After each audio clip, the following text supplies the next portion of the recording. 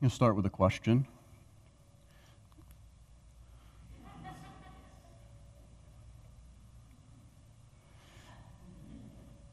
If you could go back in time to yourself at a particular time and, dispense a little wisdom based on what you know now. Like, I can see it. There are lots of places for me. Middle school, Chris, it gets better. High school is better. High school, Chris, you're going to graduate, you're going to go to college, pretty much every step of the way, I would go back to myself and encourage, there is a future. You're going to get through this. And of course, the hard times, we've all had them, job situations. There were times in my work where I felt stuck, man, am I in the right place? Am I doing the right thing? Not just right, but it just feels heavy. It feels like a burden, struggling every day just to do it. I'd like to go back to that self and just say, hey, God's with you. You're going to get through this. There are brighter days ahead. And even heavier things like parenting teenagers. Half joking. You can laugh. It's fine. Some of you have parented teenagers. I still have two. So in a few years, I'm going to look back and I'm going to say, you can get through this. And some of you know that we struggled with infertility for years. And boy, if I could go back and just encourage us, God is with you. God is working. You're going to get through this. And I'm sure you have lots of stories like that. What if we could live every day? This is the question for the message today. What if we could live every day today in the present with the very real influence of the future? Of a bright future. Of a future that is established. Even victorious, to use a Bible word. That's exactly what living in the resurrection of Jesus means. And so I want to explore that with you. We're finishing our series, our Now That series, and this is our message today. We know how the story ends. Now that we know how the story ends, the big story, we know how it ends. It changes everything. Okay.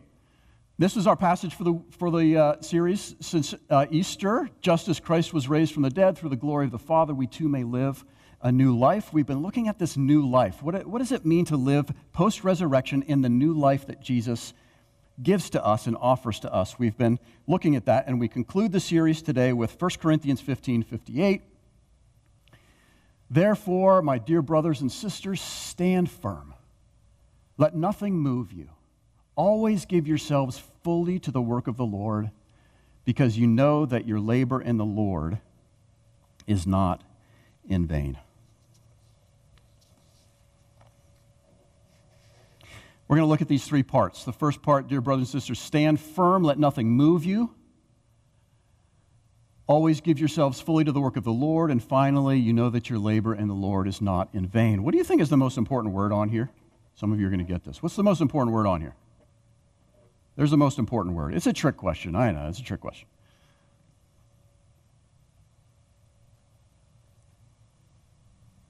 It's therefore. Whenever the Bible, or whenever Paul especially, writes therefore, oh man, he's gearing up. Like he has said something really, really, really important, really valuable for us. And then he's like, okay, therefore, because of all of this truth, therefore, freedom, life. Okay? So before the therefore, in this, we're not going to look at the whole chapter for sake of time, but before the therefore, 1 Corinthians 15 is about how death itself has died because of the resurrection of Jesus. He says, death has been swallowed up in victory.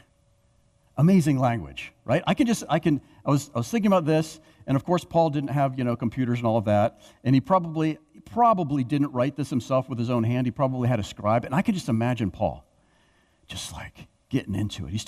The whole chapter is about the resurrection and about how Jesus conquered death and about how our bodies are going to be changed and we can look forward to that day when the final trumpet, and we're going to be transformed in that moment, and we're going to be with Christ forever. And he finishes with this verse. Therefore,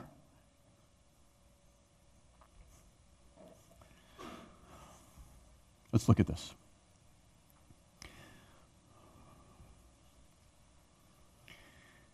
Therefore, my dear brothers and sisters, stand firm. You guys recognize this picture? Some of you do. This is what came to my mind. Of course, it might not be the best picture in the world or whatever. It's just what came to my mind when I thought about what it looks like to stand firm. You see, Paul's claim in 1 Corinthians 15 is that the resurrection is bigger than just Jesus conquered death. That Jesus rose from the grave. That'd be good in itself, right? Imagine yourself being that, you're a disciple and Jesus was crucified and now he's raised and you're super happy. Why would you? What would be your response? Our leader is alive now, right? We can keep the mission going and we can keep moving and he can lead us, and that would be good in itself, of course. But Paul is helping the early church and us to think about the bigger story. This is bigger than just Jesus rose from the dead. Hooray. There is a story that God is writing that will culminate in Jesus coming back and creating a new heaven and a new earth, and we're living in that story. And how the story ends makes all the difference. And now that we know the end of the story, death dies, resurrection life is for all of us. Now that we know that, we can stand firm. And this is the picture that I thought about. Does anybody know his name? Don't answer that because you don't. Nobody does. I did some research. I'm like, who is this guy? What's his story? And I mean, the little research that I didn't spend a lot of time. The little research I did was here is this anonymous man who is still anonymous years later. And he's just, just in case you don't know the story, this is Tiananmen Square. This is the government of China sending the tanks into Tiananmen Square where there's a protest of students protesting for democracy. And so he's got a shopping bag or something, and he just walks out into the middle of the road. You can see nobody else is on the road there. He just walks out and stands in front of the tank. Tank stops. Tank tries to go around him. Did you remember seeing the videos? Tank tries, and he moves this way. Tank goes this way. And then he finally climbs onto the tank and talks to the people inside. And the stories say that he said, "Why are you doing this? You're just causing trouble." That's what it looks like to stand firm. Now, I don't know his motivations and all of that, but this is just an illustration for us. Because someone who knows the end of the story stands firm, right? If you know that you're in a bigger story than just what's happening right now, you know that there's something bigger happening, that you're part of a bigger story that ends in resurrection. Whether in this life or the next, it ends in resurrection, life, abundant life. Then you do stuff like this, and much smaller things. You stand firm in the story. Let nothing move you. Because you know how the story ends. I mentioned that we were experiencing infertility for 4 years. And I felt like when Anna was born, I really felt like God spoke to me in that moment. He said something very specific. He said, this is how my story ends. It was a bigger than just like 4 years of darkness and pain. And, I've told the story before. I won't get into it this time. But struggling with God and where is he and all of that. And it ends with this life. And he said, this is the arc of my story. Every story ends in life. Not every individual story. I'll get into that in a minute. Not every chapter. But God's story ends in life. Every time. And he said, every time you see her, just be reminded. Like physically be reminded that my story ends in life. In goodness. And that message I had to lean on later in life, as I'll share a little bit more in a minute.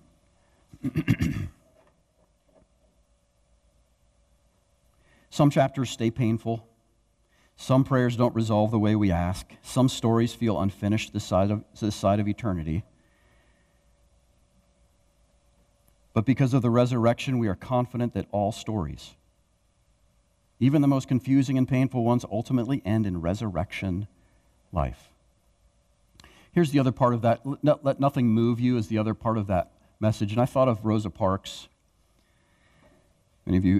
Most of you know who Rosa Parks is. And I was, again, doing a little bit of research on her, and she, this is kind of funny. I'll just share it with you just to be transparent. I'm researching like what did she, when she was interviewed afterwards, was she thinking like, I'm not going to move because God has called me to sit here and there's a bigger movement happening and I'm part of a bigger movement and all of that. No. It was, she knew she was part of a bigger movement. Excuse me. She knew she was part of a bigger movement. But she sat there, this is what she said, because she was tired.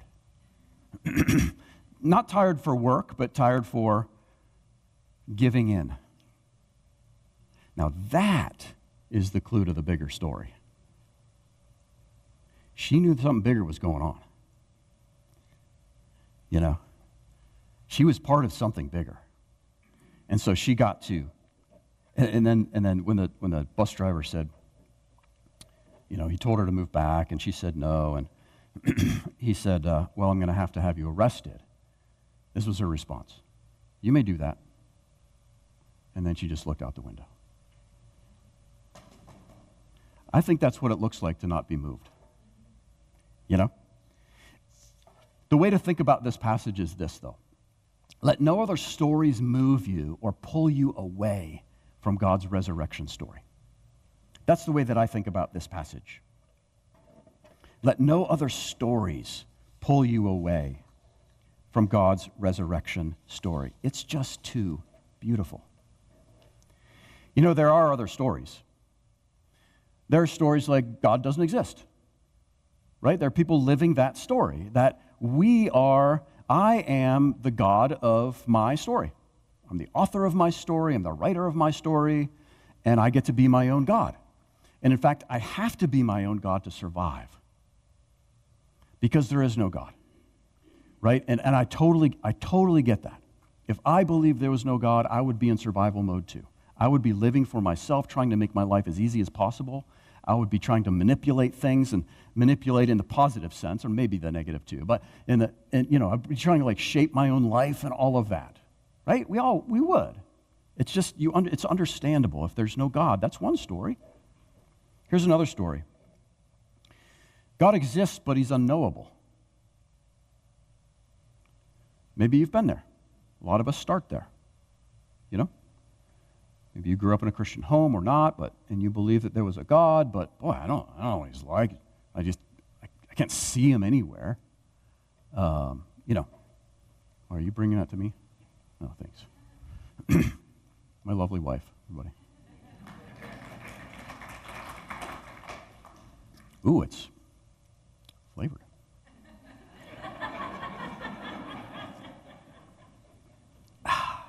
Every story ends in life. Hopefully my throat will warm up. Sometimes it doesn't, so there you go. Where was I?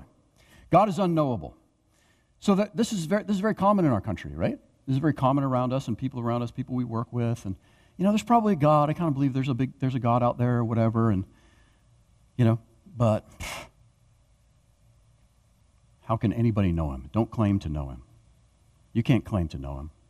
Who are you to claim to know him? That's a story, right?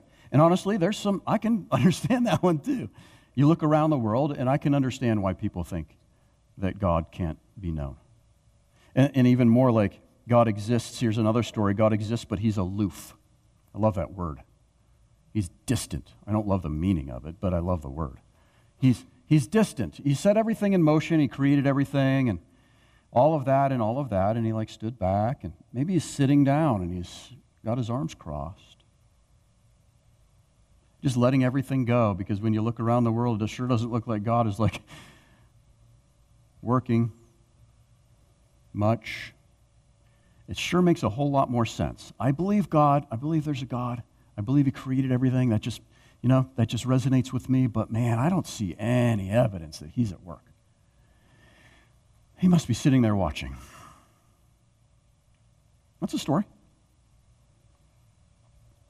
And how about this one? This is the most, I don't know. I didn't think of an adjective, so I might not say one. But this is, the most compelling and the most reasonable and all of that, one that can pull us away, maybe the one that's most prevalent in our country. God exists, but he's religious. He's judgmental. Maybe he's angry. And in order to live a life that pleases him,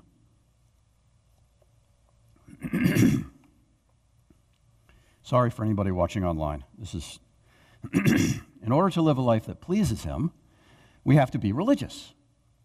And so every man-made religion, every human-made religion is based on this premise, is that there is a God, and he's probably got some good, and he's all different kinds of things based on the religion, who he is and how he acts. But you really have to do these things in order to appease him. You have to do these things. And to the degree to which you do these things, you appease God. And God likes you more, and God shows his love to you, and those kinds of things. That's very compelling. It's very compelling. Some of you grew up in that. Be afraid if you break this rule. That's religion. That's a story. Let nothing move you, Paul says. Those things don't compare. They just don't compare to the truth that Jesus rose from the dead and we are living in a resurrection story. And that God is living and active, and that all of our stories end in resurrection, ultimately. I think of people beyond Rosa Parks. I think of our Banya Malenge friends. You talked with them? I won't tell their story, but I regularly take them out for lunch, and they regularly thank me for all the things that I'm doing for them, and I think that I'm totally unworthy because of the blessing that they give to me, because of the stories they tell and the faith that they have. And the way that I think about them moving from the Congo as children, and literally their parents saying, we've got to run away from our house because you can hear the fighting. The war was coming. They just run out of their house, run into the jungle, and they would move at night to stay hidden, and they would hide during the day. And just this amazing story, and that now here they are in our church, and they'll tell you, and not necessarily this language, but they'll say, I just trusted in God. I trusted that it was going to get better. I trusted that where we were going, God was going to meet us there. I trusted that the story that he was writing was better than the story that I saw. I don't know what you're going through. I'm sure it's, I'm pretty confident that it's not civil war. It doesn't have to be that big. But stories pull at us. Other stories pull at us. And it's very tempting to follow other stories because you don't have to trust as much. You know? Religion says, do these 5 things. Oh, great. Just give me the 5 things. And okay, I did the 5 things. Okay, am I good? Or 10 things, or 50 things, or 100 things. Just tell me the things.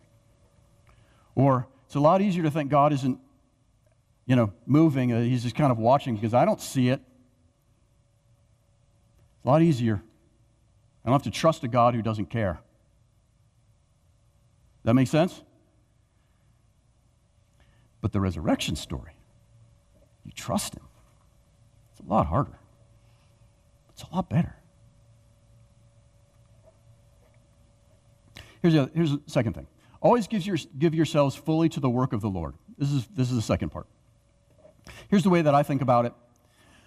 The work of the Lord is, I've been thinking about communicating what God is doing in the world and participating with him this way recently, restoring beauty. That God's work is restoring beauty. Recently, I work at Lutheran Hour Ministries, and we have a radio show, and we have guest speakers. One of the guest speakers told a story about finding a 1917 Ford Model T in a farmer's yard somewhere. And I think this was in Wisconsin. They lived in Wisconsin. And the Model T had been sitting there since like 1953 or something like that, and, for 50 plus years, and it was just abandoned and left to die. But when he saw it, he saw potential. He saw what it was, and he saw what it could be. And he also saw something that he and his dad could do together. And so for 4 years, he and his dad would talk on the phone every week. And he told a story about how his dad was really quiet, and they didn't talk about a whole lot during his life or even his adulthood. But for 4 years, they talked every single week. And not only talked, they would come and visit each other. And even during the winter in Wisconsin, they would go out into the junkyard and dig through the snow and find, a part together. Because they knew the former glory, what it was created to be. And they knew that if they put in the time and effort, it could be what it was. That's how I think about God's story. Participating in God's story is participating in restoring beauty. If you think of beauty not as like just aesthetic beauty, but beauty is what something is when it becomes what it was always meant to be. Beauty is what something is when it becomes what it was always meant to be. That's what God is doing in the world, and we get to participate with him. Just look at what Jesus did, right? He dignified the poor. He spent time with the poor, people in those days that were on the margins, and they were poor for many reasons. But Jesus saw people, and he dignified them. Peter and I went to serve at Waymakers. You guys know that we partner with them, and they serve the unhoused and the poor and give them food. And we were serving there on a Tuesday. They serve Tuesday, Thursday mornings. You can volunteer there anytime. We were serving on Tuesday morning when they have the food pantry, and Peter and I got to be, I think it was like one of the best spots personally on the line. We were standing at like the food pantry part where the people come in with their bags, and we'd get to like, hey, you get free food. You get like 4 of all of these things on here. And it was amazing because they would come in, and virtually all of them, not all, but virtually all of them were just shaking my hand. Thank you so much. What's your name? And they became people like that, Do you know what I mean? And I was like, oh, I like this person. This isn't just like a poor person that I'm serving and giving food to. This is a person. And maybe that's just me that I need that. but that's what it became, just instantly. And we'd have conversations and tell us a little bit, and we'd have to move them along because people were behind them, and some people told stories longer than others. And I felt like, what a perfect picture of what it looks like to participate in this beautiful story of God, because I am giving them something that they need, that dignifies them. It's for free. You don't have to earn it. You don't have to prove to us that you need it. You just get it. Free gift, and I didn't buy it. I've bought things for people. Don't get me wrong. That's good too. But in this case, it wasn't something I created. And it wasn't even my program. Like, this is Waymakers. They do a wonderful job. And I just stepped into it. They said, stand here. I said, I'll stand here and give them these things. And I got to participate in the work of God just as a gift. That was beautiful. Jesus dignified the poor. He restored the sick, by touching them. Of course, in those days, if you were sick, then you weren't allowed to go to the temple. You weren't allowed to participate in worship. Like, imagine that. If you don't imagine that. It's too awful to imagine. But he would walk with the people who are suffering. And he would dignify them. He would touch them and heal them and restore them back to community.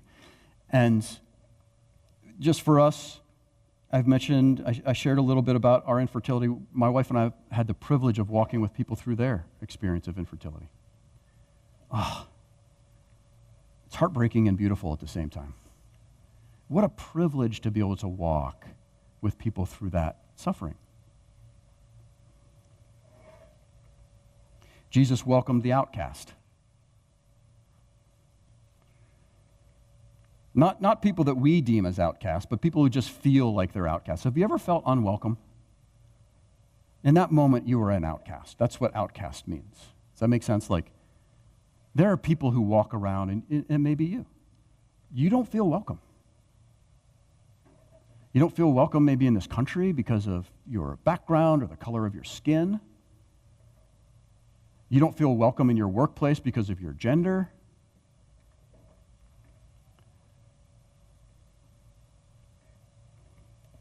Jesus welcomed the outcast.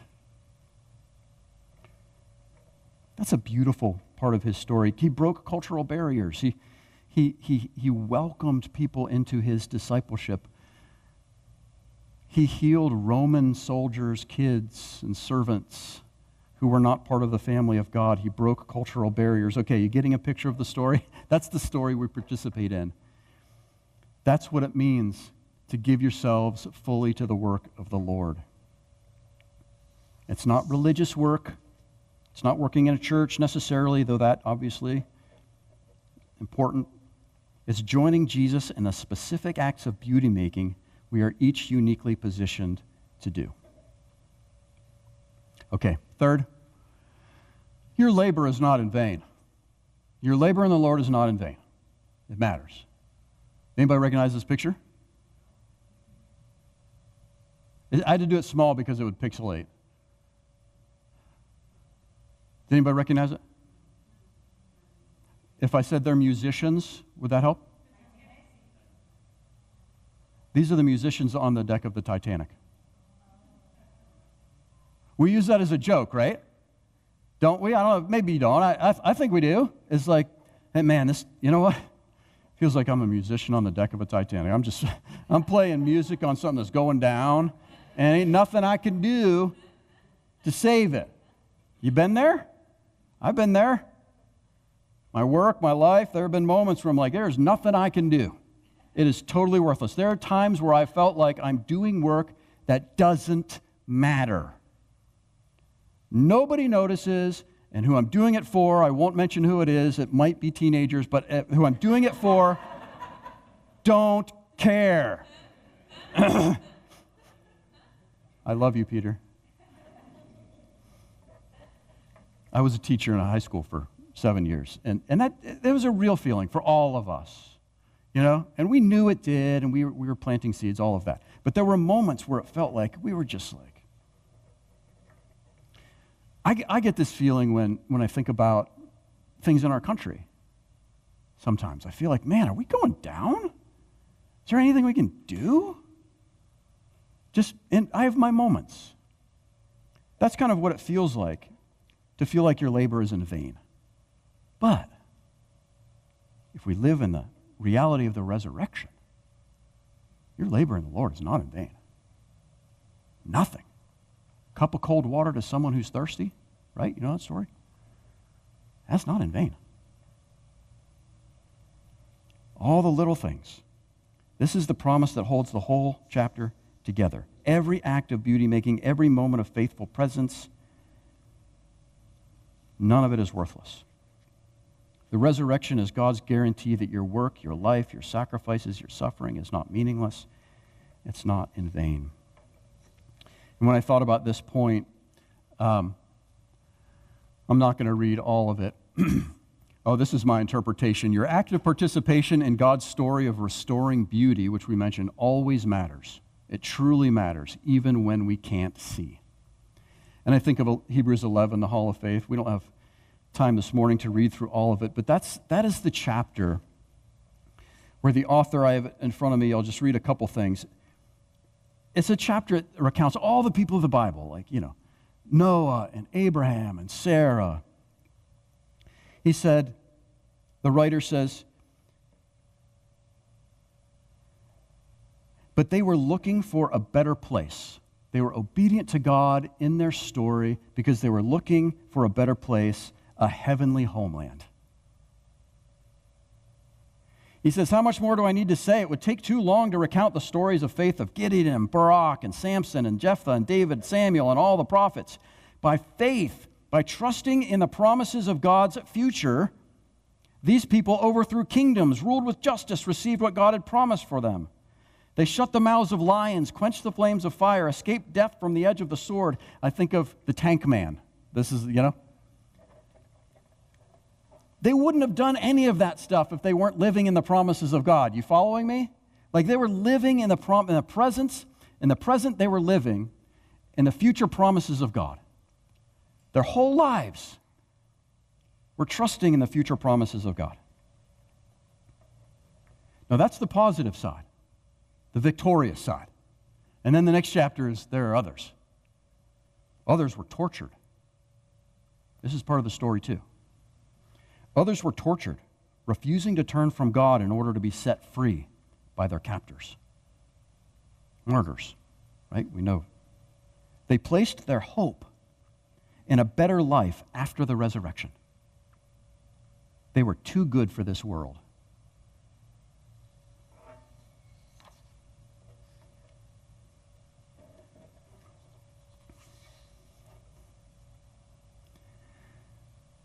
They were looking for a better place, a heavenly homeland. They put their hope in a better life after the resurrection, and it allowed them in some ways to be victorious, to conquer, and in other ways to stand firm. To be unmoved by other stories. Now that we know how the story ends, what I'd like to do is we're going to finish the series today with a little collective reading of all of just one sentence from each of the messages, and then we'll close. Sort of as a, obviously you don't have to read this if it doesn't resonate with you, but sort of as a acknowledgement of what's true. This is just what's true. It just is. And those of you who have said yes to Jesus, this is true of you, whether you feel like it or not, whether this chapter in your life feels like it or not, these are true. Okay? So you don't have to read message 1, that's just me saying these are the messages, okay? Let's read this. Now that I have been buried and raised with Christ, I can live a fundamentally new, resurrected life with him today. I forgot to mention, each of these sentences are from the teacher who taught them during the series. Here's message 2. Let's read this. Now that my true self, the masterpiece that God had in mind when he created me, is alive and real, I can start living fully and wholly as myself. Now that I have been raised to a new life in Christ and grace has set me free to choose my own master, I will choose carefully, for I surrender myself to become a servant of the one I choose, either to sin that leads to death or to God that leads to life that is truly life. Now that I am clothed in Christ, I will let the world see my whole, true, redeemed self. My salvation is not supposed to be secret. Now that I've been raised with Christ, I can choose to set my heart and mind on kingdom-oriented realities instead of things that have no lasting meaning. And then today, now that I know how the story ends, I can live each day with a settled confidence in a resurrection life future, actively working at moving God's story toward its final act. Worship folks can come up. Here's the invitation. We asked this at the beginning of the series, and so we're going to ask it at the end. I'd like you to sit with this today and into the week.